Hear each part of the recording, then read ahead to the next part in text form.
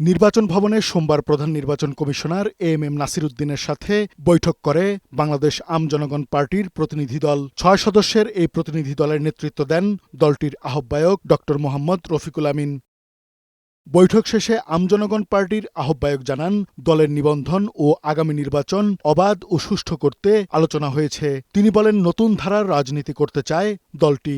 প্রধান নির্বাচন কমিশনার সাহেবের সাথে আলাপ করার পরে আমার ভিতরে যে আস্থা তৈরি হয়েছে, আগামী দিনের যে নির্বাচন হবে সেটা হবে 53 বছরের মধ্যে স্মরণ রাখার মতো একটি নিরপেক্ষ নির্বাচন এবং অংশগ্রহণমূলক নির্বাচন হবে, যেখানে আমি আশাবাদী সর্বাধিক ভোটার আপনার ভোট কেন্দ্রে নিরাপদে ভোট দিতে পারবে।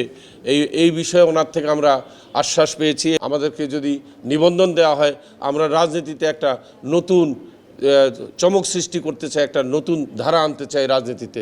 এর আগে দুপুরে প্রধান নির্বাচন কমিশনারের সাথে সাক্ষাৎ করে জাতীয়তাবাদী গণতান্ত্রিক আন্দোলনের প্রতিনিধি দল। পরে দলটির চেয়ারম্যান জানান, দ্রুত নির্বাচনের তারিখ জানাতে দাবি জানানো হয়েছে।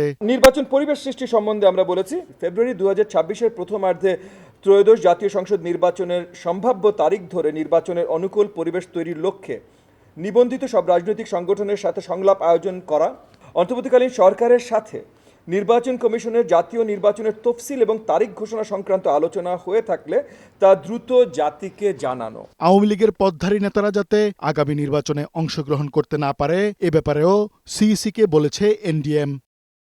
কাজী ফরিদ, বৈশাখী সংবাদ, ঢাকা।